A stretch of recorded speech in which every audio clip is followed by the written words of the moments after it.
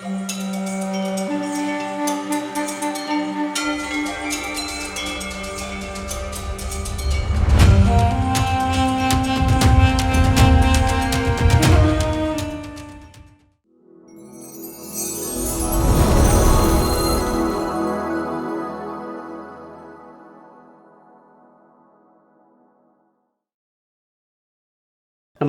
ముందుగా అందరికీ నూతన సంవత్సర శుభాకాంక్షలు.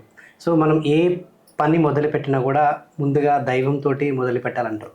సో ఈ కొత్త సంవత్సరం సందర్భంగా నేను మొదటి ఇంటర్వ్యూ కూడా దైవంతో మొదలు పెడితే అన్ని విజయాలు సమకూరుస్తాయని చెప్పేసి ఒక సెంటిమెంట్ ఉంటుంది అందరికీ. అదే సెంటిమెంట్తో ఈరోజు నేను అమ్మవారి దగ్గరికి వచ్చాను. ఎప్పుడు నిత్యం భక్తి శ్రద్ధలతో పూజలు చేస్తూ అమ్మవారికి నైవేద్యాలు సమర్పిస్తూ ఎప్పుడు నిత్యం కూడా ఆమె దైవంతో ఆమె ప్రయాణం జీవితకాలం ఇప్పటివరకు సాగిపోతూ వస్తుంది. దైవంతో ముడిపడినటువంటి తన జీవితం ఎప్పుడు నిత్యం అమ్మవారి పూజలు ఇవే ఎందుకు చేస్తుంది ఏంటి అండ్ ప్రతి మంగళవారం శుక్రవారం ఇక్కడికి అమ్మవారి ఇంటి దగ్గర బారులు తీస్తారు భక్తులు కూడా. అనేక రాష్ట్రాల నుంచి జిల్లాల నుంచి ఇక్కడ హైదరాబాద్ పట్టణాల నుంచి కూడా చాలామంది భక్తులు అమ్మవారి దగ్గరికి ఎప్పుడూ వస్తుంటారు. ఎటువంటి కష్టం వచ్చినా బాధ వచ్చినా ఎటువంటి ఆర్థిక నష్టం ఉన్నా కూడా మెంటల్గా ఏదైనా ఇబ్బందులున్నా ఫిజికల్గా వాళ్ళకి బాగోలేకపోయినా కూడా ఇటువంటి ఎన్ని బాధలున్నా తన దగ్గరికి వచ్చి చెప్పుకుంటే తప్పనిసరిగా ఇక్కడికి వస్తే నిజంగా అక్కడ రిజల్ట్ ఉంటుంది, తప్పనిసరిగా నెరవేరుతాయన్న నమ్మకంతో వస్తారు. అదేవిధంగా ఇప్పటి వరకు వచ్చిన భక్తులు కూడా అదే నమ్మకంతో వచ్చారు, అదే నమ్మకంతో వెళ్ళిపోయారు. ఇప్పటివరకు తన దగ్గరికి వస్తే నెరవేరదు అన్న ప్రశ్న మాత్రం ఇప్పటివరకు ఎవరికి కలగలేదు. అంత నమ్మకంతో ఇక్కడికి వస్తారు. తను కూడా అంత నమ్మకంతో వారికి ఎటువంటి ఇబ్బంది ఉన్నా కూడా అది తొలగిపోయేలా చేస్తారు. ఆవిడే భారత కవి నరసమ్మ. నమస్తే అమ్మ, ఎలా ఉన్నారు? ముందుగా మీకు నూతన సంవత్సర శుభాకాంక్షలు. మీకు కూడా. ఈ కొత్త సంవత్సరం 2024లో మీతో ఇంటర్వ్యూ చేయడం చాలా సంతోషంగా ఉంది. అండ్ మీకు తెలియని విషయం ఏంటంటే ఇప్పటి వరకు కూడా ఆన్ స్క్రీన్ మీదకి ఎప్పుడూ రాలేదు. అండ్ భారతదేశం అంతటా కూడా ఇప్పటి వరకు మనం మగ పోతరాజులను చూసాం, పురుషులను మాత్రమే. మన దేశవ్యాప్తంగా ఉన్నటువంటి ఏకైక లేడీ పోతరాజు స్త్రీ పోతరాజు తానువే. అది కూడా ఒక విశేషం. నిజంగా చాలా గర్వంగా ఉంది మిమ్మల్ని చూస్తుంటే. నిత్యం మీరు పుట్టినప్పటి నుంచి ఇప్పటి వరకు కూడా మీ ప్రయాణం ఎప్పుడు దైవంతో మీరు ముడిపడి ఉన్నారని తెలిసింది. మొదటిగా నా ప్రశ్న ఏంటంటే మీ జీవితకాలం ఇప్పటి వరకు దైవంతో ఎందుకు ముడిపడి ఉండడానికి కారణం ఏంటి? ఆ పోతరాజే ఆ పోతలింగమయ్య రావడంతో ఆ భక్తి చేసుకుంటే ఇట్లనే ఉండిపోవాలని అనుకున్నాం. ఓకే. ఆయననే మాకు దైవము. ఇంకా ఈ పెళ్ళి మీద దాని మీద ధ్యాస ఇది కలగలేదు. అతనే ఉండాలని మేము పూజలు చేసుకుంటా ప్రజాసేవ చేసుకుంటున్నాం. ఇప్పుడు మీ ఏజ్ ఒక 40 పైన ఉండొచ్చా, 30 పైన ఉండొచ్చా? నా ఏజా 30 పైన ఉండొచ్చు. ఈ 30 సంవత్సరాల్లో మీరు పుట్టినప్పటి నుంచి ఇప్పటి వరకు కూడా మీరు నిత్యం మీ జీవితకాలం అంతా దైవంతో ముడిపడి ఉన్నారు. మీ ప్రయాణం కూడా అలాగే కొనసాగుతుంది. మీరు కంప్లీట్గా జనరల్ ఇప్పుడు మేమైతే రెగ్యులర్ లైఫ్లో ఏదో ఒక జాబ్ చేసుకొని ఇంకా ఏదో ఒకటి చేసుకొని బ్రతుకుతూ ఉంటాం. అటువంటిది మీరు ఎప్పుడు పూజలు నిత్యం అమ్మవారికి సేవా కార్యక్రమాలు, ఆమెకు వచ్చే భక్తులకు మీరు వారికి ఎటువంటి ఇబ్బందులతో వచ్చినా కూడా పరిష్కారం చెప్పడం, ఇదంతా ఏంటండి మీ జీవితంలో? ఇప్పుడు మా జీవితం లాగా మీది లేదు కదా, కంప్లీట్ భక్తి శ్రద్ధలతో ఎప్పుడు నిత్యం సేవలు చేస్తూ ఉంటారు. అది ఎందుకు ముడిపడింది అంటున్నాను. నలుగురికి ఉపయోగపడాలి, వాళ్ళకు మంచిగా చేయాలనే సిద్ధాంతంతోనే నేను చేస్తున్నాను. ఎందుకంటే నాకు ఈ పెళ్ళిళ్ళు చేసుకోవాలా సంసారము అనేది ధ్యాస రాలే. ఎవరైనా బాగుపడాలి, ఎవరి కష్టాలు అమ్మవారి ద్వారా ఎలా నెరవేరుతాయో అనే ఉద్దేశంతో మీ నిత్య సేవలోనే వాళ్ళ కష్టాలు కూడా తీరుతున్నాయి అని నేను ఆ దైవాన్ని తెలిసి వాళ్ళు వచ్చిన వారికి ఇది చేసుకోండి అమ్మవారిని అని చెప్పటం వల్ల వాళ్ళ కష్టాలు తీరుతున్నాయి. నాకు ఆనందం ఉంటుంది. సో అంటే గతంలో అంటే మీ జీవితంలో ఏదైనా జరగని అద్భుతం అంటే కంప్లీట్గా అమ్మవారితో ముడిపడి ఉండాలని ఇప్పటిదాకా మీరు కళ్యాణం చేసుకోకుండా కూడా ఇప్పటికీ అంటే ఈ క్షణం వరకు కూడా మీరు ఇంకా అమ్మవారితోటే మీ ప్రయాణం కొనసాగుతుంది. అంటే అమ్మవారు వచ్చి మీకు చెప్పిందా లేదంటే మీకు అలా జరిగిపోయిందా? ఏదైనా అంటే మాకు అంటే తెలుసుకోవాలని ఉంది. అటువంటి ఆశ్చర్యకరమైన విషయాలు ఏమన్నా తెలియజేస్తారా? అమ్మవారు కలలో వచ్చి లింగమయ్య చెయ్యొద్దు అని చెప్పటం అయితే జరిగింది. ఇప్పుడు అంటే ఏ సందర్భంలో మీ వయస్సు ఎంత అప్పుడు? నా వయసు 25 సంవత్సరాలు. 20.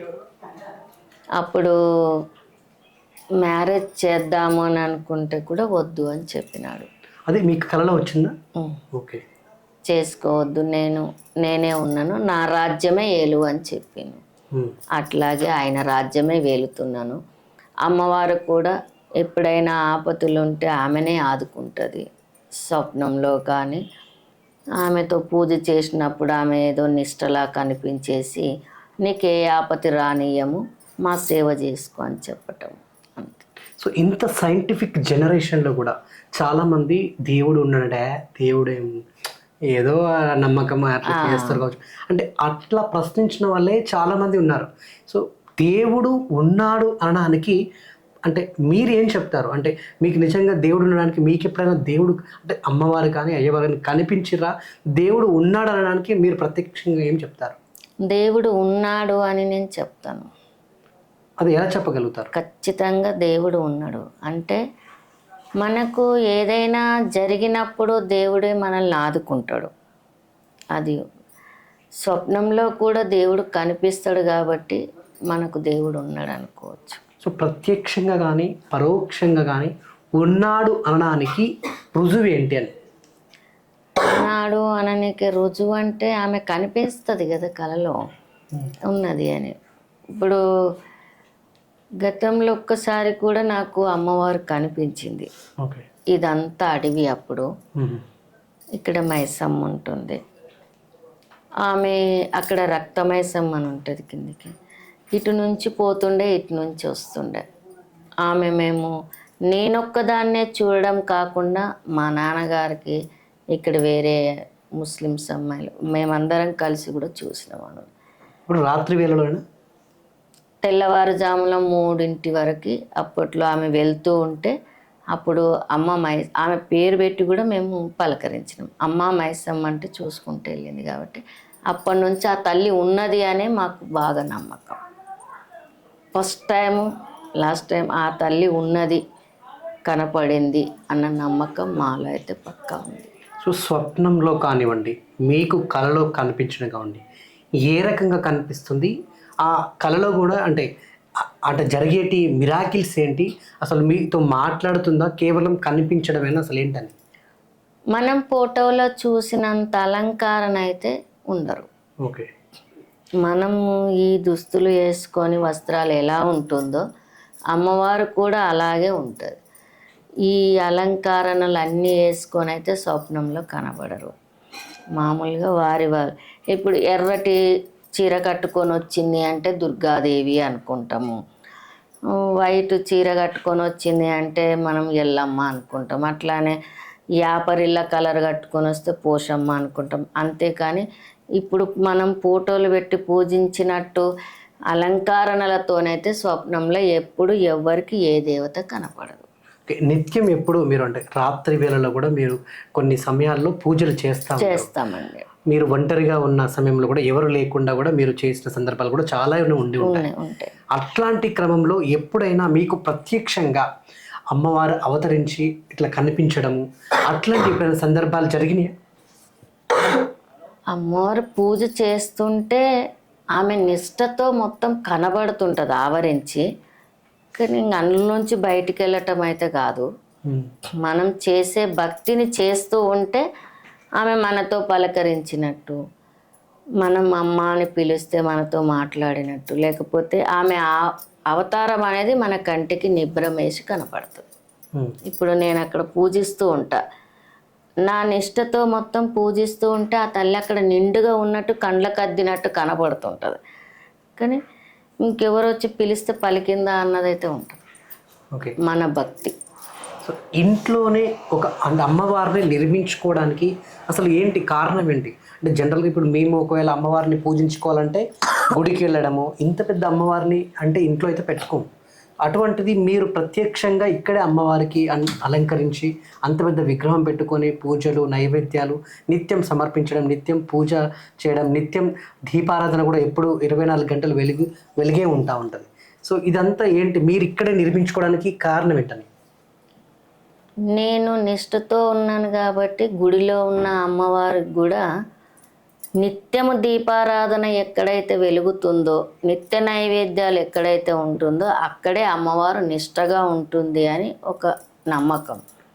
అన్నీ అక్కడ దాకా వెళ్ళే అమ్మవారు ఇంట్లో కూడా చేసుకుంటే ఇక్కడ కూడా నిష్ఠతో ఉంటుంది కదా అమ్మ అని నిత్య దీపారాధన చేసి నిత్య నైవేద్యాలు పెట్టి నా ఇష్టపూర్వకంగా నేను తెచ్చిపెట్టు.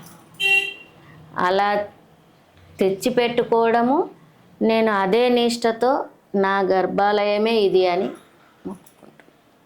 ఎక్కడో గర్భాలయంలో ఉన్న అమ్మవారు ఇక్కడ నా ఇల్లు కూడా గర్భాలయం లాంటిదే అని నిష్ఠగా ఉండి పూజలు చేసుకుంటున్నాను.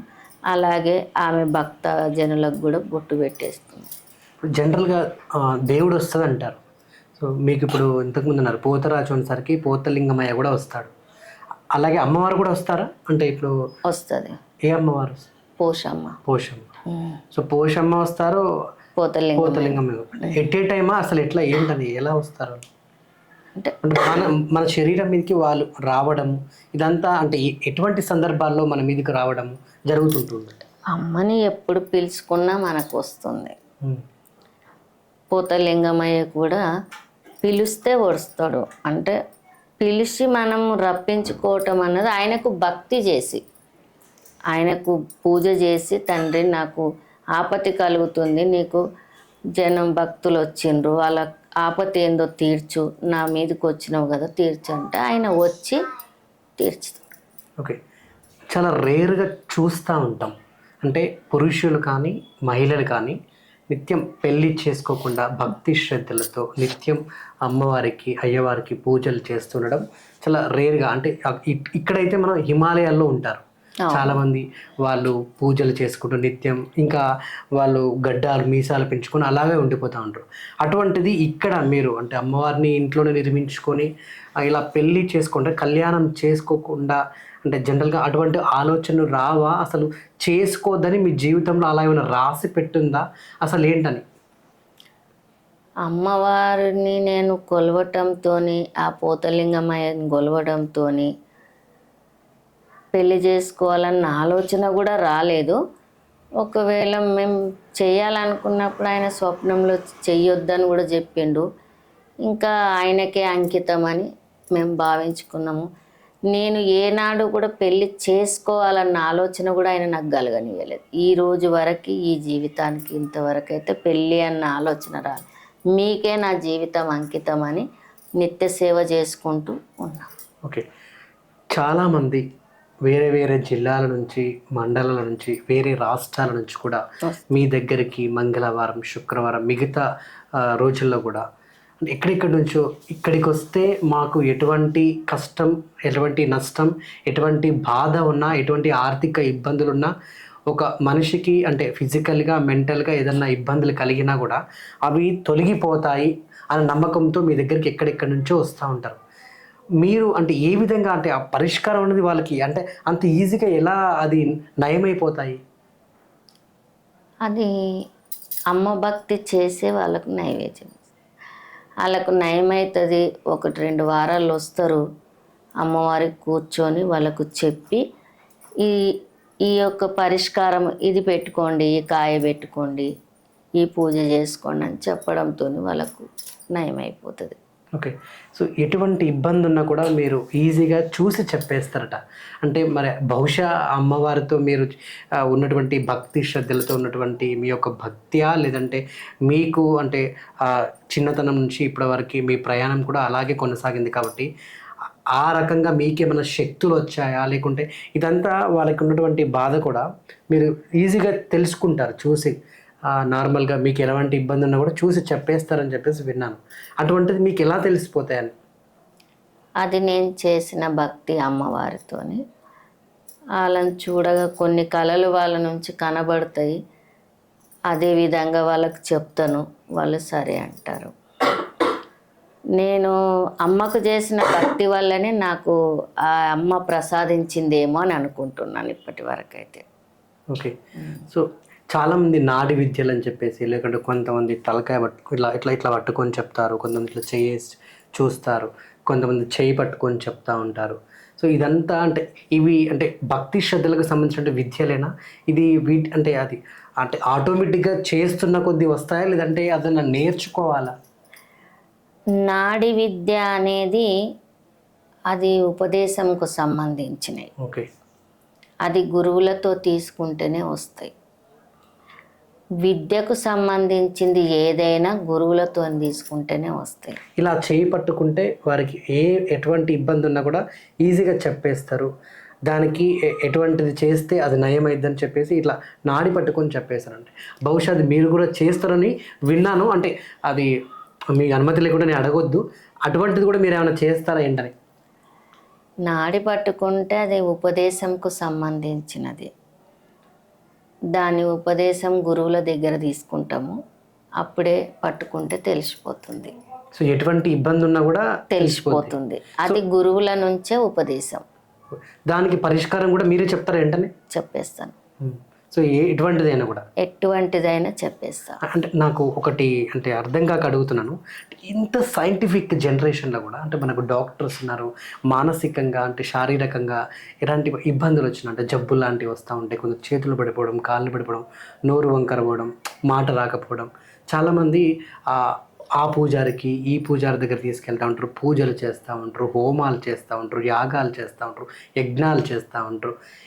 అంటే ఇంత సైంటిఫిక్ జనరేషన్లో కూడా ఇంకా జనాలు వాటిని ఎలా నమ్ముతున్నారు? వాటి అంటే ఇప్పుడు మాట పడిపోయిందంటే సైంటిఫిక్ అంటే శారీరకంగా లోపల ఏదో ఇబ్బంది అయింది, లేదంటే చేయబడిపోవడం అంటే ఇంకేదన్నా జబ్బు ఉండే వాళ్ళు చేయబడదు. కానీ ఒక దేవుడి దగ్గర తీసుకొస్తే అది నయం అయిపోద్ది అన్నది అంటే అది భ్రమణ అనుకోవాలా, అసలు పిచ్చి అనుకోవాలా, అది ఒక నమ్మకం అనుకోవాలా? అసలు నాకు ఇప్పటికీ అర్థం కాదు. కాళ్ళు చేతులు పడిపోవడము మనిషికి ఆరోగ్యం దెబ్బతినే పడతాయి. మీరు అనుకున్నట్టుగా లోపల ఏదైనా జబ్బు ఏర్పడే పడుతుంది. కానీ కాళ్ళు చేతులు పడడానికి ఈ యొక్క శక్తితో తక్కువ చేయటము, అమ్మవారి భక్తితో కూడా నయం చేయొచ్చు. రెండోది సంగీతంకు కూడా ఒక శక్తి ఉంది. సంగీత పరంగా కూడా కాళ్ళు చేతులు వస్తాయి పడిపోయినాయి. అక్కడ ఆ శక్తి కూడా సంగీతానికి ఉంది, అది కూడా నేను నమ్ముతా. అమ్మవారి భక్తిలో కూడా కాలు చేతులు పడిపోతే నాటు వైద్యం చేయవచ్చు. నాటు వైద్యం చేసి కాలు చేయని రప్పియవచ్చు. ఇంకా నాటు వైద్యాలు ఉన్నాయా? ఉన్నాయి. నాటు వైద్యం చేసి కాలు చేతులు పడిపోతే తెప్పియవచ్చు. కానీ ఇప్పుడున్న జనరేషన్కి కొంచెము మనము అక్కడక్కడ మందుల అన్నాలు అవి ఇవి తినడం వల్ల కొంచెం పనిచేస్తలేవు, ఇంగ్లీష్ మందులు వాడుతున్నారు. కానీ వాస్తవానికి కాళ్ళ చేతుల పక్షవాతానికి మాత్రం నాటు వైద్యం ఉన్నది, ఇప్పటికి కూడా ఉన్నది, ఎప్పుడు కూడా ఉంటుంది. ఈ యొక్క తినుబండాలని బట్టి కొన్ని ఇంగ్లీష్ మందులు వాడుతున్నారు. చాలా ఇప్పుడు సొమ్మ రోగాలకు కానీ కాలు చేతులు పడే పక్షవాతానికి కానీ నాటు వైద్యం ఉన్నది, కంప్లీట్గా నయమైతందుకు ఉన్నది. పిడిసి వచ్చి కొట్టుకుంటుంటారు, అది కంప్లీట్గా తగ్గడానికి నాటు వైద్యం ఉన్నది. అది కొన్ని చోట్లలో చేస్తే ఆ తినుబండాలను బట్టి నయమవుతుంది. ఇక్కడ కొన్ని చోట్లలో చేస్తే కొన్ని తినే వస్తువులని వల్ల అది నయం కాకపోవచ్చు, అది ఇంగ్లీష్ మందులకు నయం. కొందరు అంటే మానసికంగా బాగా లేకుండా హాస్పిటల్కి తీసుకుపోయినా తగ్గట్లేదు, ఇతనికి ఏదో చేసారు, ఏదో గాలి సోకింది, లేదంటే ఎవరో చేతబడి చేసారని చెప్పేసి కూడా అంటే వెనకటి ఇట్లాంటివి చాలా మనం చూసినాం. అట్నే అంటూ ఉంటారు, అరే ఈ అమ్మవారి దగ్గర తీసుకుపోతే నయమైద్దేమో, ఇంకొక బాబా దగ్గర తీసుకుపోతే నయమైద్దేమో, ఇంకో దేవత దగ్గర తీసుకుపోతే నయమైద్దేమో అని చెప్పేసి తీసుకుపోతూ ఉంటారు. నిజానికి అటువంటివి ఉంటాయా? ఉన్నాయి. ఇప్పుడు హాస్పిటల్కి తీసుకుపోతే నయం కాదు, లోపల ఉన్న ఏదైనా జ్వరము, చలి జ్వరము ఏదైనా ఉంటే ఇంగ్లీష్ మందులకు తగ్గుతుంది. మీరు చెప్పినట్టుగా ఎవరైనా చేసిండ్రు అది ఇది అనుకుంటే ఖచ్చితంగా అటువంటి వైద్యాలు కూడా ఉన్నాయి ఇప్పట్లో. విద్యలు ఉన్నాయి అప్పట్లో. ఉన్నాయి. ఇప్పుడు కూడా ఈ జనరేషన్కు కూడా ఇంకా విద్యలు నడుస్తున్నాయి. అది విచిత్రం. వాళ్ళకు హాస్పిటల్ ఎంత చూపించినా తగ్గదు. ఇంకా ఇలా మాలాంటి శివశక్తుల దగ్గరికి కానీ బాబాల దగ్గరికి కానీ కొంచెం దైవ విద్య ఉన్న వాళ్ళ దగ్గరికి పోతే దానికి చూసి ఆ విరుగుడు చేస్తే ఖచ్చితంగా ఆ మనిషి నయం అవుతుంది. కొంతమంది అంటే రోజులు గడుస్తున్న కొద్దీ కాలు పడిపోవడం, చేయి పడిపోవడం, సరిగ్గా తినకపోవడం, మానసికంగా అంటే అవతల వాళ్ళతో సరిగ్గా మాట్లాడకపోవడం, అంటే క్షీణించుతూ వస్తూ ఇంకా ఏదో ఒక రోజు చనిపోతారు. ఇదంతా అంటే చేతబడి చేయడం వల్లనే చనిపోయాడు, ఒకేసారి కాకుండా రోజులు గడుస్తున్న కొద్దీ ఇట్లా జరిగి చనిపోయాడు, అది ఎవరో చేతబడి చేసారు అని చెప్పేసి అంటారు. చేతబడి అట్లా కూడా చేస్తారా మనిషి చనిపోవడానికి? చేస్తారు. చేతబడి చేసేదాన్ని కనపడదు. అది కనపడకుండా మనిషిని కృషిస్తారు. మొత్తం లోపలనే వాళ్ళు కృషిస్తారు. అయితే బయటపడకుండా మనిషి నాశనం అవుతుంది. అది వాళ్ళు తెలుసుకోవాల్సిన విషయాలు ఏంటంటే వాళ్ళకు నిద్రలు పట్టకపోవడము, మనుషులంతా చికాకులు రావటము, రెండోది ఒకరోజు నయం ఉన్నట్టు ఒకరోజు బాగులేనట్టు, దినదినంగా ఆర్థిక ఇబ్బంది కలగటము, లేదు అకస్మాత్తుగా ఏదైనా ప్రమాదాలు జరగటము, ఇంటి దగ్గర ఏదైనా వృక్షాలు ఎండటము, లేకపోతే అకస్మాత్తుగా మన ఇంట్లో ప్రమాదాలు జరగడము, దాన్ని బట్టి తెలుసుకోవచ్చు ఏదైనా చేసిండ్రు. చేతబడి చేసి అంటే మానసికంగానే శారీరకంగానే ఆ వ్యక్తి ఇబ్బంది పడుతున్నప్పుడు మీ దగ్గరకు తీసుకొస్తే అది కూడా మీరు నయం చేస్తారు? తప్పకుండా చేస్తారు. అది ఎన్ని రోజులు పట్టొచ్చు నయం కావడానికి? వాళ్ళకున్న ప్రాబ్లాన్ని బట్టి. ఓకే.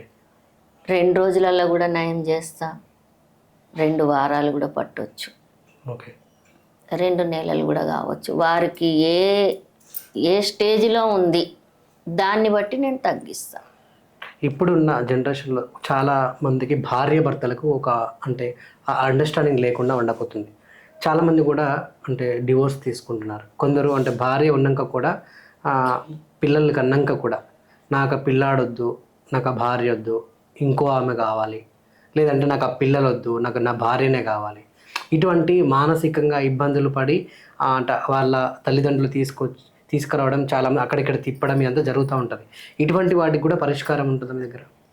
ఆ పరిష్కారం ఎలా ఉంటుంది అంటే, ఒకవేళ అతనికి ఏదైనా మీరు ముందు చెప్పిన దాని ప్రకారంగా ఏమైనా చేయటము, అటువంటి ప్రభావము ఏదైనా ఉంది అని అనుకుంటే, అట్లా జరిగి పిల్లలను వద్దు అనుకుంటున్నాడు అంటే గనక మా వల్ల అయిన శక్తి ప్రకారంగా మేము నయం చేసి వాళ్ళని ఒకటి చేస్తాం. లేదు అతని ఉద్దేశపూర్వకంగానే చేసుకుంటున్నారు అంటే దానికి మేము చేయలేము, దైవం కూడా చేయలేదు. అది జరిగేది. ఓకే. సో చాలామంది ఆర్థిక ఇబ్బందులు బాగా కలుగుతూ ఉంటాయి. ఎన్ని డబ్బులు తెచ్చినా, ఎంత పెద్ద బిజినెస్ చేసుకున్నా కూడా ఇంట్లో డబ్బులు నిలవవు. అటువంటి వాళ్ళు చాలామంది ఉన్నారు దేశం మీద. అటువంటి వాళ్ళకు కూడా మీరు ఏమైనా పరిష్కారం వాళ్ళకి చెప్తారా? చెయ్యొచ్చు. దినదినంగా లక్ష్మీ కళ తగ్గిపోతూ ఇబ్బంది పడుతూ ఉంటారు. వాళ్ళకి మా దగ్గరికి వస్తే ఆ తల్లిని నమ్ముకొని లక్ష్మీ కళ ఉండడానికి ఆమె నాకు ఏది చెప్తే వాళ్ళకు నేను అది ఇస్తాను. లక్ష్మీ తల్లి ఎలా ఇంట్లో నిలవాలో, ఏ వస్తువులు పెడితే నిలుస్తుందో ఆమెను తెలుసుకొని వాటిని పెడితే వాళ్ళు దినదినంగా అభివృద్ధి అవుతారు. కొంత కష్టం వాళ్ళకు తెలిగిపోతుంది. అది నమ్మకం. అంటే నేను చాలా అంటే రాత్రి వేళ కానీ పొద్దున్న ఇట్లా 6 గంటల 7 గంటల సమయంలో మనం రోడ్డు మీదకి వెళ్ళినప్పుడు 3 బాటల దగ్గర నిమ్మకాయలు, మిరపకాయలు ఆడ అంతా అంటే ఇట్లా కట్టేసి ఆడ వదిలేస్తారు. కోడిగుడ్డు కానీ పసుపు కుంకుమ కానీ. సో ఆ 3 బాటల దగ్గర వదిలేయడం, అది దాటిపోతే అది మనకు సోకుతుందని చెప్పి చాలామంది చెప్పడం, ఇదంతా నిజమేనా? అసలు ఎందుకు అట్లా చేస్తారు? అసలు ఏంటి దానికి ఏమి వెళ్ళిపోవడానికి చేస్తారు అదంతా? అది పెద్దలకు కానీ ఎక్కువ శాతము సంటి పిల్లలకి ఏమైనా గాలి ధూళి చోకింది అంటే వాటిని దిష్టి తీసేస్తారు, తీసి 3 బాటలలో వేస్తారు. నిజానికి ఎవరైనా తెలిసిన వాళ్ళు 3 బాటల్లో వేసేవాళ్ళు ఒక సైడ్కి వేస్తే మంచిది. మీరు అన్నారు అది తొక్కిపోతే ఇతరులకు సోకుతుందా అని. అది వేసిన టైంలో నిజముగా ఎవరైనా వెళ్ళారంటే అతని నీడ అతనికి కొడుతుంది. ఎందుకంటే మీది నుంచి తీస్తాం కాబట్టి ఆ శక్తి దాంట్లో ఉండి అక్కడ వెళ్ళిపోతుంది. అది పడేసిన దగ్గర అక్కడ కావలి చేస్తుంది. ఎవరైనా ఆ టైంలో వెళ్తే వాళ్ళ అదృష్టం ఖరాబ్ ఉంటే అక్కడ వెళ్ళిపోతుంది. అంటే 3 బాటల దగ్గరనే ఎందుకు వేస్తారు అంటే మీరు అన్నట్టు అటు పక్కకు పడేయచ్చు కదా, ఎవరు దాన్ని అంటకుండా ఉంటారు కదా. పక్కన పడేసుకుంటే మన దురదృష్టం ఇంకొకరికి పోకుండా ఉంటుంది. కొంతమంది తెలియక మధ్యలో వేస్తారు. మధ్యలో వేయటం చాలా తప్పు. మనకున్న బాధ ఇంకొకరికి అంటగట్టడం అది కరెక్ట్ కాదు. తీసేయడం అయితే వాస్తవం. తీసి ఒక సైడుకు అదే 3 బాటలలో ఒక సైడ్కి వేస్తే అది ఎక్కడైనా వెళ్ళిపోతుంది. సెంటర్లో వేస్తే ఎవరైనా పోతే మనం తీసుకుపోయి వాళ్ళకి పెట్టి పాపం కట్టుకున్నట్టు అవుతుంది. నాకు తెలిసి అది దయచేసి ఎవరు వేయకపోవడమే మంచిది. సైడ్కి వేసుకోవాలి. అది చేతబడు ఎవరైతే చేస్తారో ఆ వ్యక్తులు కూడా ఎక్కువ రోజులు బ్రతకరు అని చెప్పి విన్నా నేను, కొందరు చెప్తుంటే. ఎందుకంటే ఆ మంత్రాలు అవి అంత మంచివి కావు, అవతల వ్యక్తికి ఒక హాని చేస్తున్నాడు కదా ఒక వ్యక్తి, అతను కూడా ఎక్కువ రోజులు బ్రతకకుండా చనిపోతారని చెప్పేసి కొందరు చెప్తుంటే విన్నా. నిజానికి అంటే చేతబడులు అయితే నాకైతే నమ్మకం లేదు సీరియస్లీ. అంటే నేను చెప్తున్నా ఓపెన్గా, ఈ జనరేషన్లో కూడా ఇంకా చేతబడులు ఇంకెవరో ఎక్కడో దూర ప్రాంతాల నుంచి ఆయన మీద మంత్రాలు చేస్తే ఈయన చనిపోతాడు, ఆ జబ్బు వస్తుంది, కాలు పడిపోద్ది, చేయబడిపోతుంటే సీరియస్లీ అంటే చదువుకున్న వాడిని కంటే నాకు అంతగా అనిపించదు. సో మీరేం చెప్తారు? ఎందుకంటే వాళ్ళు ఎక్కువ రోజులు ఎందుకు బతకరు అని అంటారంటే పాపాలు ఎక్కువ చేస్తారు కాబట్టి అది నిలవనీయదు అని. సో కర్మ సిద్ధాంతాలు ఉంటాయి కాబట్టి ఆ కర్మ అనేది అనుభవిస్తారు అని. కొందరు వాళ్ళు కాళ్ళు చేతులు పడిపోయి వాళ్ళు అలా నవసిస్తుంటారు అని అంటే అది వాళ్ళు చేసుకున్న పాపం. సో ఈ జనరేషన్లో కూడా చేతబడులు ఉన్నాయి అంటారు మీరు? ఖచ్చితంగా. సో ఎక్కడ ఎంత దూరం నుంచి అయినా కూడా చేయొచ్చా ఆ వ్యక్తికి సంబంధించిన ఒక గుడ్డనో ఇంకేదన్నా ఉన్నా కూడా? ఏదైనా వాళ్ళది దొరికితే వాళ్ళు ఎక్కడ ఉన్నా కూడా చేయవచ్చు. ఇంకా ఉన్నారు, ఇంకా అది తగ్గడం ఎప్పటికో తెలియదు, ఇప్పటికీ కూడా నడుస్తూ ఉంది. సో మనం చాలా చోట్ల అంటే మనం సినిమాల్లో కూడా చూస్తూ ఉంటాం, ఒక దగ్గర నిధి ఉందంటే దానికి నరబలి ఇవ్వాలి, ఇంకేదైనా బలి ఇవ్వాలని చెప్పేసి, ఇంకా మనుషుల్ని చంపాలి, లేదంటే ఒక చిన్న పాపని తీసుకొచ్చి నరబలి ఇవ్వాలని చెప్పేసి. అంటే మనం రీసెంట్ కూడా సోషల్ మీడియాలో అంటే ఎలక్ట్రానిక్ మీడియాలో కూడా చూసినాం, ఒక దగ్గర నిధి ఉంది, అక్కడ ఒక అమ్మాయిని చంపేస్తే ఆ నిధి బయటకు వస్తుంది, అక్కడ బలి ఇస్తేనే బయటకు వస్తుంది అనేది ఎంతవరకు వాస్తవం అయ్యింది? నిజమేనా? నిధి ఉండటము కరెక్టు భూమి లోపల, కానీ అది బలి కోరడం కూడా కరెక్టు. కానీ బలి ఇచ్చిన వాళ్ళని చూడలేదు నేను, ఇప్పుడు తీసిన వాళ్ళని అయితే చూడలేదు. అని కోరింది అని అనంగా అయితే నేను విన్నాను, కోరింది అని నేను విన్నాను. నిధులైతే భూస్థలంలో ఉంటాయి, కానీ ఎవరు తీస్తారో తెలీదు. ఒకవేళ తీసే వాళ్ళు ఉంటే గనక ఈ నరబలులు ఇవ్వటం మహాపాపం అని నేను. ఓకే.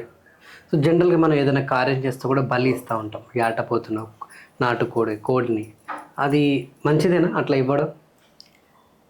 అంటే అది పూర్వం నుంచి వచ్చింది, ఈ రోజు వచ్చింది కాదు. బలి ఇవ్వటము అన్నదైతే వాస్తవానికి బలి ఇవ్వటం అన్నది జీవహింసనే. అది ఇప్పుడు తెలుసుకున్నాం కాబట్టి జీవహింస అని అంటున్నాం. కానీ పూర్వం నుంచి వచ్చింది అమ్మవార్లకు. ఇప్పుడు పోషం ఉంది, మనం ఏదైనా చేస్తే ఆటపోతునిస్తాం తల్లి అంటాం, ఆమె అక్కడ సంతోషిస్తుంది. మరి ఆమెనే సంతోషించినప్పుడు మనం చేయక తప్పదు కదా, అది అందుకే మనం చేస్తున్నాం. కానీ వాస్తవానికి అయితే ఇప్పట్లో తెలుసుకున్నది ఏంటంటే జీవహింస పాపము అని. మరి వాళ్ళకైతే అది మంచిగా అనిపిస్తుందనే కదా వాళ్ళు కోరిండ్రు కాబట్టే మనం చేస్తున్నాం, కాబట్టి ఆ పాపం మనలో లేదు. ఓకే. సో దేవుడు ఉన్నాడనేది ఎంతవరకు నిజము అంటే మీరు కూడా నమ్ముతారు కాబట్టి, సో దయ్యం కూడా ఉంది అంటారు. దేవుడు ఉన్నాడంటే దయ్యం కూడా ఉంటారు. కరెక్ట్. సో మరి దేవుడు అయితే కనిపించట్లేడు, అదొక నమ్మకం అని చెప్పి మనం భావిస్తూ ఉంటాం. మరి దయ్యం అనేది ఎక్కడ ఉంటుంది, ఎట్లుంటుంది, ఎక్కడ పడుకుంటుంది, ఎక్కడ తింటుంది, ఏడు ఉంటుంది? ఇది కూడా చాలామందికి అంటే ఆ ప్రశ్న, అందరికీ మెదడులో తోలుతున్నటువంటి ప్రశ్న. మరి నిజానికి దయ్యం ఎట్లుంటుంది, దయ్యం ఎందుకు వచ్చి మనుషుల్ని పీడిస్తుంది, దయ్యం ఎందుకు మనుషుల్ని పడుతుంది, దయ్యాన్ని వదిలిస్తా అంటారు. అంటే కొన్ని దర్గాలకు పోయిన నేను, ఆడ అటు ఎగురుతూ ఉంటారు, ఇటు దునుకుతూ ఉంటారు, అరుస్తూ ఉంటారు, దయ్యం పెట్టేటప్పుడు శిగం వేసుకుంటూ కొన్ని గుళ్ళ దగ్గర కూడా యాప బరిగెలతోటి, ఆ బరిగెలతోటి, ఈ బరిగెలతో కొట్టిస్తూ ఉంటారు, ఆ మీద భస్మం చల్లుతూ ఉంటారు, కుంకుమ చల్లుతూ ఉంటారు. అసలు ఇదంతా ఏంది, ఇదంతా ఇది అంటే వాస్తవం అనేది ఇదంతా? దేవుడు ఉన్న దగ్గర దయ్యం ఉండడం వాస్తవం, కానీ వాళ్ళకు పట్టినప్పుడు అది వదిలించే ఒకరి పద్ధతిలో వాళ్ళు వదిలిస్తారు. అసలు ఎందుకు పడుతుంది దయ్యం? అది ఆ దయ్యం అనేది గాలి, అది ఎవ్వరు ఏడ తినదు, ఏడ ఉండదు, అది గాలి ద్వారా అది వస్తుంది. ఒక ఆత్మ అంటారు కదా, అది గాలి అంటే వాళ్ళ కోరికలు నెరవేరను. ఇప్పుడు చిన్న చిన్న పిల్లలు చదువులల్లో సూసైడ్ చేసుకుంటున్నారు, ఇంకా వేరే విధాలలో ఆడపిల్లలు మగపిల్లలు చిన్న వయసులో ఆ ఆత్మ కోరికలు తీరక గాలి అవుతారని అంటారు. అది వచ్చి వాళ్ళల్లో కూర్చోవటం ద్వారా తీసేయటం జరుగుతుంది. అటువంటి వ్యక్తులు మీ దగ్గరికి తీసుకొస్తా ఉంటారా? దయ్యం పట్టింది, మా అమ్మాయికి దయ్యం ఉంది, అది వదిలించండి, తీసేయండి అని చెప్పేసి చాలా మంది వస్తారు. దయ్యం పట్టిన వాళ్ళని ఎలా వదిలిస్తారు మీరు? దయ్యం పట్టిన వాళ్ళని ఎట్లా వదిలిస్తానంటే అమ్మవారితోనే వదిలిస్తాం. అంతే, అమ్మవారి బొట్టు, అమ్మవారి కాయలు ఆమె దగ్గర ఉన్న వీడికి తీసుకొస్తే ఆ రోజు వదిలిచ్చేస్తారు, వదిలిచ్చే పంపిస్తారు.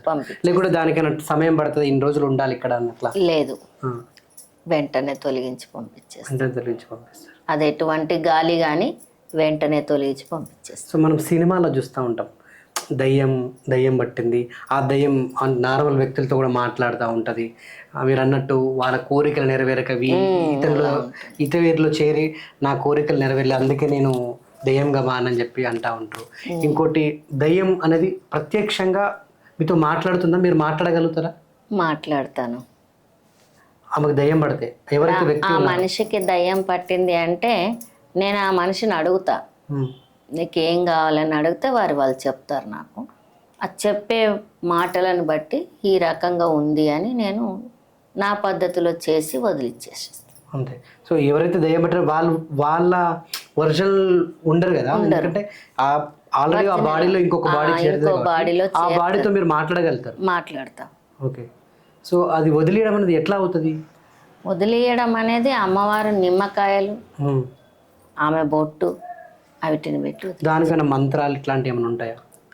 ఉంటుంది, మా గురువులు చెప్పిన చిన్న చిన్న ఉపదేశాలు, అవిటిని పెట్టి వేసి ఆ నిమ్మదారాలు తీసేస్తే అది తొలగిపోతుంది. Okay, thank you so much అమ్మ. ఈరోజు ఈ కొత్త సంవత్సరం సందర్భంగా చాలా తెలియని విషయాలు కూడా మాతో పంచుకున్నారు. మేము కూడా చాలా విషయాలు తెలుసుకున్నాం, మా ప్రేక్షకులు కూడా చాలా విషయాలు తెలుసుకున్నారు. సో ఎవరికైనా ఎటువంటి ఇబ్బంది ఉన్నా, ఆర్థికంగా కానీ, మానసికంగా, శారీరకంగా, అదేవిధంగా ఎలాంటి ఇబ్బందులు ఉన్నా కూడా మీరు డైరెక్ట్గా కింద నెంబర్ కూడా మేము మెన్షన్ చేస్తాం, ఆ నెంబర్కి కాల్ చేయొచ్చు, అమ్మవారు మాట్లాడతారు. మీరు డైరెక్ట్గా వచ్చి కూడా మీకు ఉన్నటువంటి ఇబ్బందులు కూడా మీరు అమ్మవారికి తెలియపరచవచ్చు. సో మీకు వెంటనే పరిష్కారం కూడా దొరుకుతుంది. సో ఇంతకుముందు అన్నాం కదా, చేతబడులు, గాలి సోకడము, పిల్లలకు మంచిగా లేకపోవడము, దయ్యాలు పట్టడం, సో ఇటువంటి ఏమైనా ఇబ్బందులు ఉన్నా కూడా మీరు డైరెక్ట్గా ఇక్కడికి రావచ్చు. సో అమ్మవారి పక్షంలో మీకు అన్నీ కూడా ఇక్కడ పరిష్కారం దొరుకుతుంది. థ్యాంక్ యూ సో మచ్ అమ్మ.